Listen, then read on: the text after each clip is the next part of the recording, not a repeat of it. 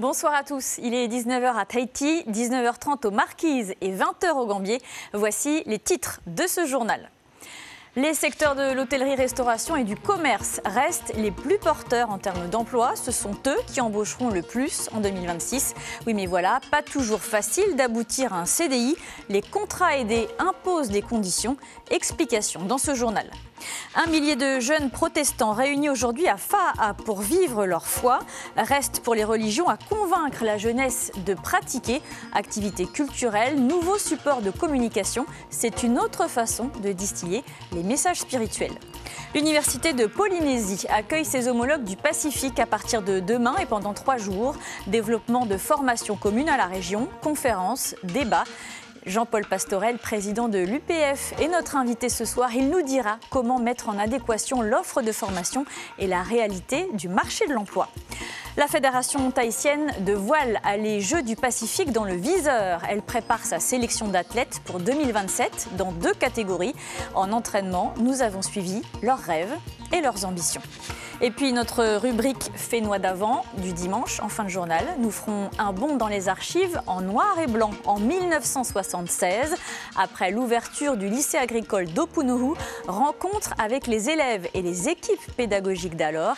Et les activités culturelles y tenaient également une place importante, vous le verrez.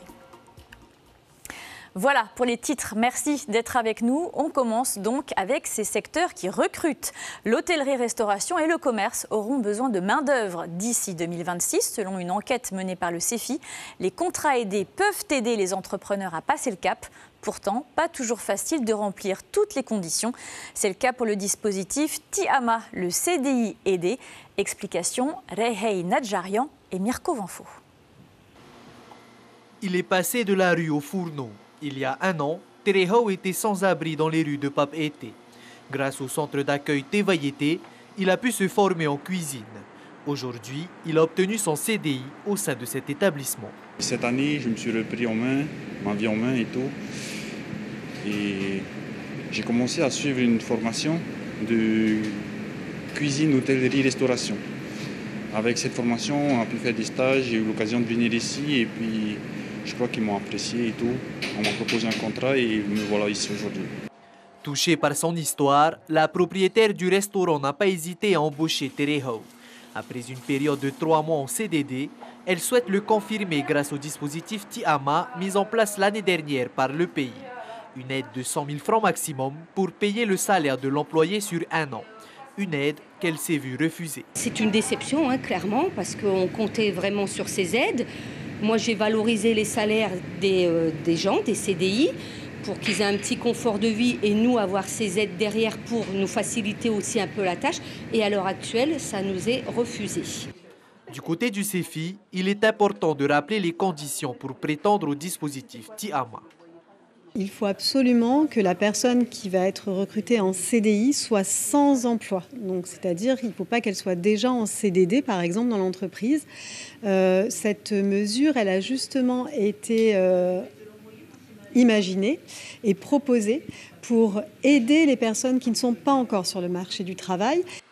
Le service de l'emploi tient à préciser que depuis la création du dispositif Tiama, plus de 1200 dossiers ont été approuvés, soit plus de 1200 CDI délivrés.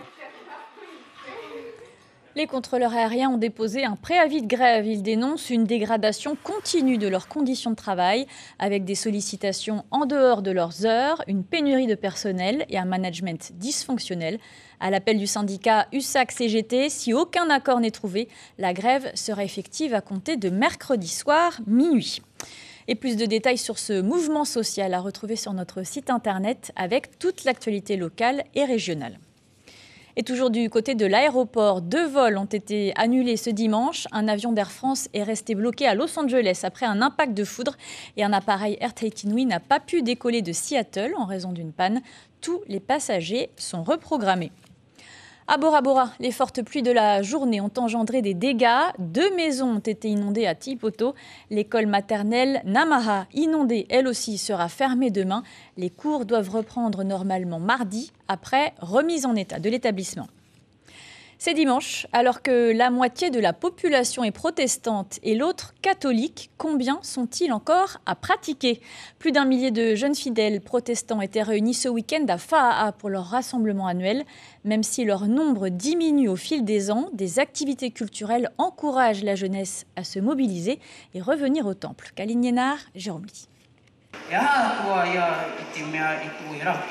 L'art du orero, un devoir en tant que jeune protestant. Maîtriser sa langue maternelle, cela passe par l'apprentissage des traditions, des chants et des danses tahitiennes.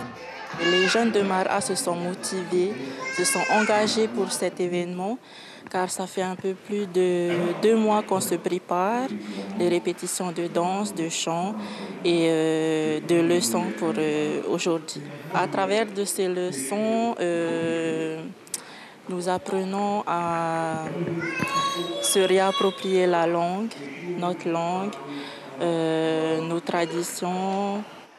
Pour ramener les jeunes dans la foi, l'Église protestante compte sur les représentants de cette nouvelle génération. C'est vrai qu'on entend beaucoup de choses sur la nouvelle technologie, on va dire ça comme ça, hein. Les téléphones, les séries, tout ça. Hein. Mais pour moi, c'est ce que je dis à mes jeunes. Hein. Le téléphone, les séries, la télévision, ce n'est pas ça le problème.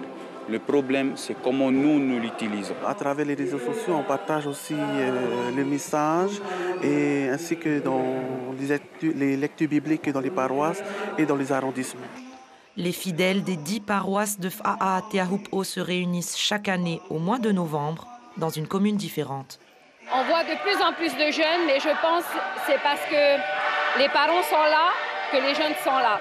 Les parents ne sont pas là, les jeunes ne sont pas là. Mais il faut aussi souligner que ces jeunes ont besoin aussi d'être soutenus, d'être accompagnés. Mais c'est vrai que dans les grands rassemblements, on rencontre beaucoup de jeunes. Mais parfois, dans les paroisses, il n'y a pas énormément de jeunes. Le thème de cette année, c'est Tewi Api Itanata Venira Itetau Otehina Pare. Le thème a été choisi par nos animatrices de chaque paroisse.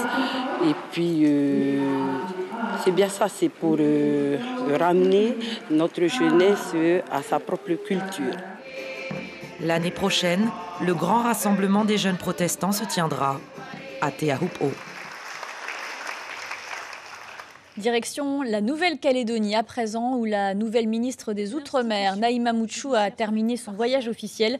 La population sera invitée à se prononcer sur l'accord de Bougival en février 2026. La modification constitutionnelle aura lieu, elle, après cette consultation. Le parti indépendantiste du FLNKS rejette toujours cet accord. L'enseignement supérieur du Pacifique sera réuni demain et jusqu'à mercredi à l'université pour la première biennale réunissant les universités de la région. Australie, Nouvelle-Zélande ou encore Fidji échangeront autour de projets de formation commune. La session inaugurale demain matin sera ouverte au grand public. Et pour en parler, nous recevons le président de l'université, Jean-Paul Pastorel. Bonsoir. Bonsoir. Alors, quels sont les enjeux qui se dessinent autour de ces 3 jours de rencontres ? La création d'une communauté des universités du Pacifique. Nous y travaillons déjà depuis 2 ans et nous avons déjà des partenariats bien établis avec certaines universités du Pacifique, des relations parfois anciennes avec d'autres, mais nous avons voulu réunir l'ensemble des partenaires australiens, néo-zélandais, hawaïens, et puis aussi pour la première fois des universités des petits États insulaires. Vous avez mentionné Fidji. C'est exact, mais aussi le Vanuatu, Samoa, les îles Salomon. Alors, il existe déjà des programmes d'échange pour les étudiants de l'UPF avec des universités européennes ou du Grand Pacifique. Quelle sera la différence avec cette nouvelle collaboration ?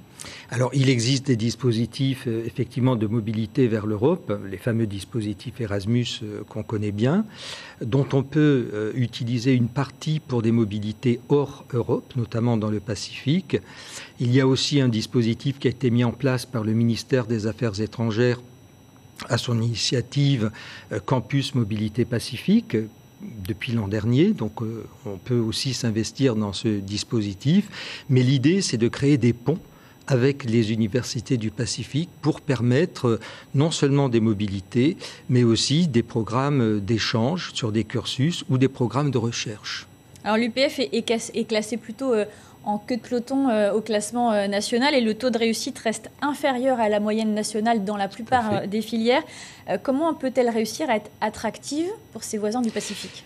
C'est justement tout l'enjeu, tout le challenge, c'est-à-dire que si on veut être attractif, il faut qu'on soit capable d'une part d'avoir des formations inclusives qui débouchent sur des métiers, donc former les jeunes avec la possibilité et l'espoir d'être insérés sur le marché de l'emploi ou dans la fonction publique, pourquoi pas aussi. Mais il faut aussi internationaliser le campus, c'est-à-dire aller vers des diplômes communs, des doubles diplômes, entre des universités du Pacifique Sud ou de Hawaï, qui donnent l'accès à des possibilités d'insertion, pourquoi pas en dehors de la Polynésie et en dehors de l'Europe. Et donc ça passe par la création de cette communauté des universités du Pacifique. Merci Jean-Paul Pastorel pour toutes ces précisions. Je rappelle que vous êtes le président de l'Université de Polynésie et demain jusqu'à mercredi s'ouvre la première biennale des universités du Pacifique et demain ce sera ouvert au public pour l'inauguration. Tout à fait. Merci beaucoup. Jeunesse et avenir, toujours avec le premier forum de la jeunesse francophone Asie-Pacifique qui s'est terminé hier. Il a rassemblé près de 500 jeunes de la région autour de grandes thématiques communes comme le tourisme durable, l'innovation ou encore l'entrepreneuriat. Et pour que cela ne reste pas obscur, pendant 4 jours, des tables rondes, des ateliers et des immersions culturelles se sont tenues afin de mettre en lumière les talents et les projets des jeunes du Pacifique. On écoute le ministre de la Jeunesse et des Sports, il répond à Théophane Teritua et Jérôme. On a souhaité inviter les pays membres de la zone Asie-Pacifique du réseau francophone pour pouvoir échanger avec eux sur une thématique qui nous est chère aujourd'hui en Polynésie, le tourisme durable, puisque le tourisme c'est la première ressource du territoire. Il faut qu'on puisse en faire un développement responsable. Donc on a souhaité pouvoir échanger un maximum avec les pays de la zone Pacifique sur cette thématique en particulier. Alors on a une vingtaine d'étrangers qui sont présents sur le territoire pour échanger avec nous. Une dizaine au niveau de nos archipels, puisqu'on a souhaité à ce que nos archipels soient représentés en totalité. Un dimanche de sport avec l'Olympian Swim Run qui s'est tenu à Punauia aujourd'hui avec 3 formats de course accessibles dès 6 ans. 224 athlètes ont pris le départ de cet événement organisé par Punaru Triathlon. Victoire du duo Damien Trocnay et Théva Poulain chez les hommes dans la catégorie reine de 17,5 km en course à pied et natation. Et clin d'œil à notre journaliste sportif Ali Hoet et Fafana qui termine en 2h16. On écoute la réaction des vainqueurs sur la ligne d'arrivée recueillie par Hubert Liao. Dans cette course, il y avait 2 courses en une. Donc la première partie, un swim and run, et en natation, on n'était vraiment pas à notre avantage.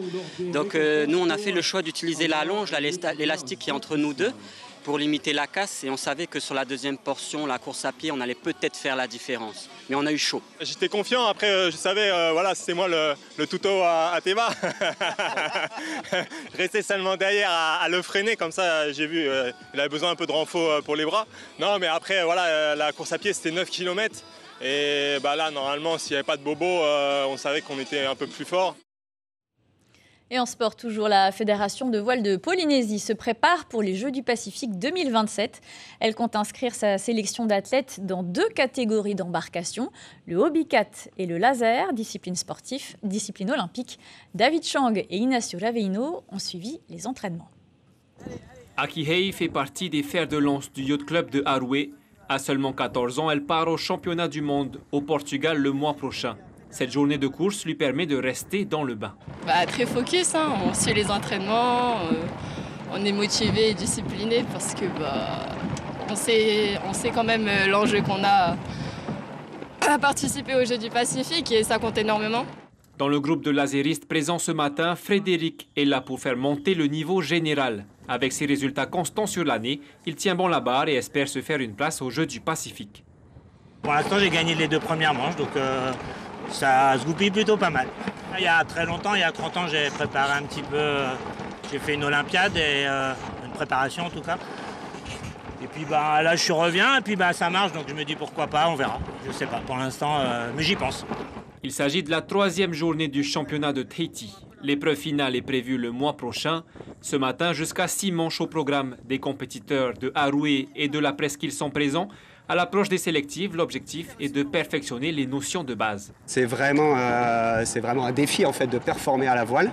C'est bien sûr un sport, il y a des capacités physiques à avoir, indéniables, surtout en laser, un bateau assez physique. Des capacités techniques, tactiques et de préparation du matériel. Bien connaître son matériel, bien faire tous les réglages, tout ça. La fédération a mis au point un calendrier bien rempli pour les coureurs. Haroué va renforcer sa flotte de lasers pour compléter celle de Taravao, qui est déjà bien fournie. Il y a beaucoup de bateaux, il y a une dizaine de bateaux qui sont à Taravao, mais le Yacht Club vient de commander 10 lasers qui seront à Haroué et opérationnels à la fin de l'année. Donc il y aura 10 bateaux de chaque côté et les entraînements vont se partager entre Taravao et Haroué. À l'issue des présélectives et des sélectives de début 2027, 4 équipes en laser et 2 en Obicat monteront à bord de l'aventure des Jeux du Pacifique. Aki Heyel devrait garder un bon classement si le vent reste avec elle. Culture à présent avec la dernière journée des festivités de Makahiki, la fête de l'abondance à Hawaï. L'association tahitienne Haururu est sur place, l'occasion d'échanger avec ses cousins du Pacifique et de se rendre sur les différents sites culturels. Reportage de notre correspondant Johan Bouit. Le soleil se lève sur le Heiau de Pu'ukohola. L'association Haururu, représentée par ses 6 membres, participe aux cérémonies en hommage à Kamehameha, le chef hawaïen qui a unifié l'archipel à travers plusieurs batailles, mais également grâce aux négociations. Ku est le dieu de la guerre, mais également de la politique et des négociations. And so Pu'ukohola, someone say, is the hill of the whale. Ce lieu s'appelle Pu'ukohola. Pour la plupart des gens, ça veut dire la tête de la baleine. Mais c'est également le lieu pour faire un choix, pour poser un engagement. Et aujourd'hui, avec nos cérémonies modernes, Ahapuli Aina Holo, le lieu prend encore plus son importance. Nous avons réussi à réunir des peuples de plusieurs nations à travers le monde, tous avec les mêmes combats, les mêmes valeurs, les mêmes visions du futur. Et nous tenons ici en cérémonie unie. C'est un moment fort en Mana. Les Hawaïens d'aujourd'hui vénèrent ces dieux de l'ancien temps parce qu'ils sont des sources de connaissances et de sagesse. Pour mener les combats d'aujourd'hui, il faut savoir être ferme et fort comme un guerrier, mais également sage et intelligent comme un diplomate. La culture et la politique doivent cohabiter. Il est important que les locaux puissent vivre dans leur propre pays, qu'ils puissent pratiquer en toute liberté leur foi, qu'ils puissent aussi gérer leur quotidien. Aujourd'hui, tout est compartimenté. Il y a d'un côté la politique et de l'autre la religion. 80 km de course à pied pour finir en beauté les 420 km total pour la délégation de Haururu au pied de la statue de Kamehameha. Le symbole est fort. L'unification des peuples autochtones avec des leçons à tirer de tous les échanges qui ont eu lieu cette semaine, de bon augure à quelques jours des festivités Matarinia. Culture toujours encore dans le Pacifique avec l'arrivée des pirogues Hokulea et Hikianalia en Nouvelle-Zélande la semaine dernière.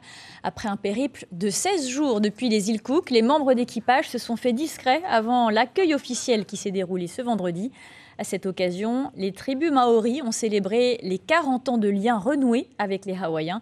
Ensemble, ils ont commémoré la toute première arrivée de Hokulea en 1985 et les membres d'équipage qui avaient participé à cette première traversée étaient présents à nouveau. Reportage de notre correspondant, Matei Tutave. Au milieu de la baie des îles, le cri des rameurs perce le sifflement du vent.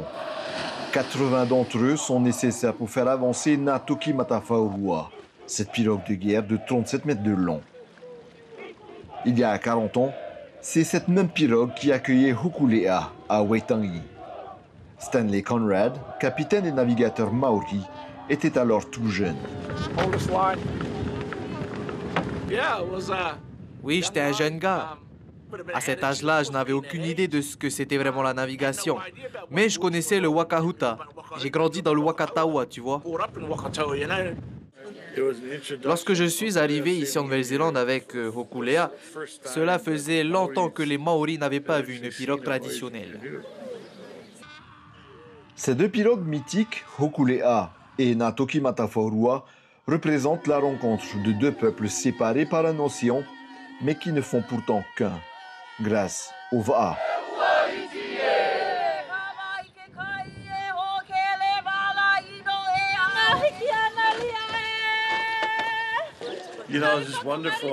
C'est vraiment magnifique de voir comment, même à l'époque, ils ont su conserver leur lien avec leur pirogue. C'était vraiment quelque chose d'important pour nous. Vous savez, de raviver ce savoir ici en Nouvelle-Zélande. Et puis de revenir et de voir qu'ils sont vraiment imprégnés de cette culture et qu'ils nous acceptent comme des frères, ça fait vraiment chaud au cœur. Ce ti'i hawaïen, nommé Maui Pai Kalani, matérialise ce lien. Il se tient parmi les autres pou qui représentent les Va'a des premières migrations maoris sur la place Taurangatira. Ils font face vers le nord-est, vers Rangiatea, l'origine du peuple maori. Retour en Polynésie, nous ouvrons à présent notre rubrique du dimanche Fénois d'avant. Ce soir, nous faisons un bond en 1976. Le lycée agricole d'Opunohu à Moorea venait d'ouvrir ses portes. Et en plus de la formation en agriculture, l'équipe pédagogique mettait en avant les activités culturelles destinées aux élèves.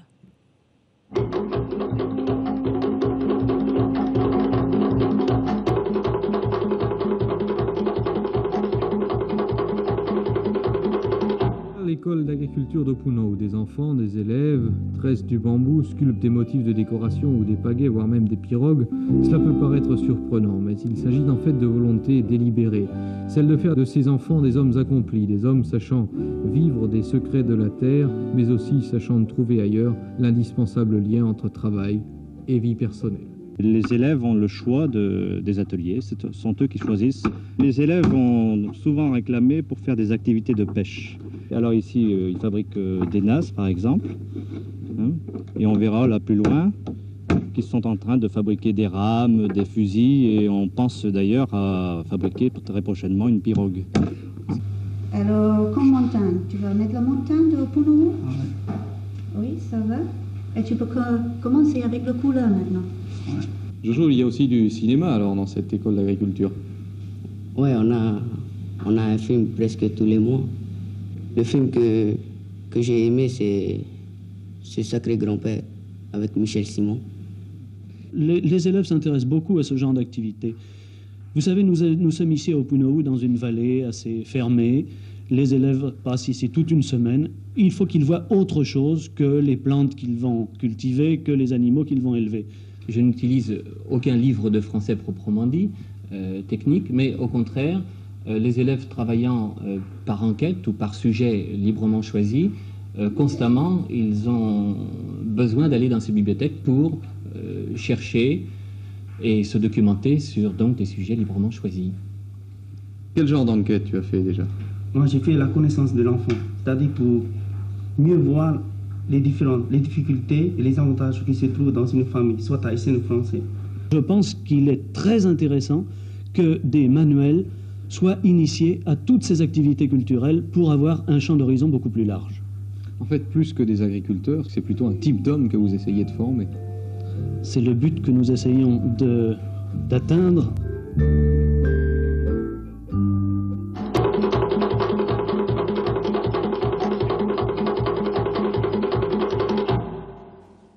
Avant de refermer cette édition, je vous en rappelle l'information principale. C'est le préavis de grève déposé par les contrôleurs aériens. Parmi les 7 points de revendication, le syndicat USAC-CGT dénonce une dégradation des conditions de travail et une pénurie de personnel, mais aussi des engagements non tenus depuis 2023.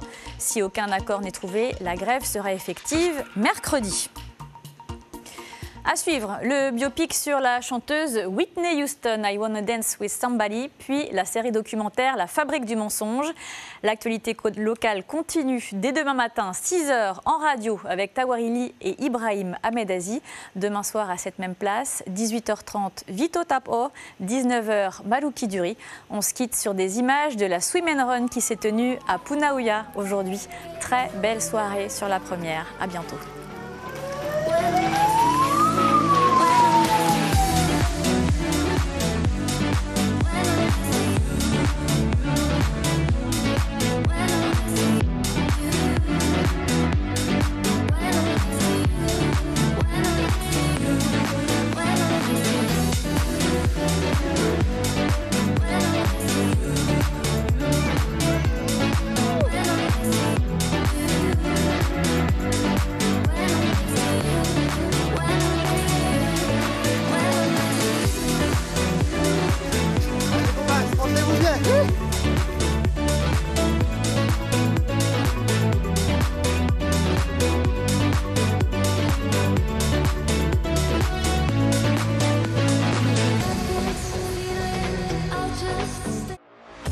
Retrouvez toute l'info sur WhatsApp en scannant notre QR code.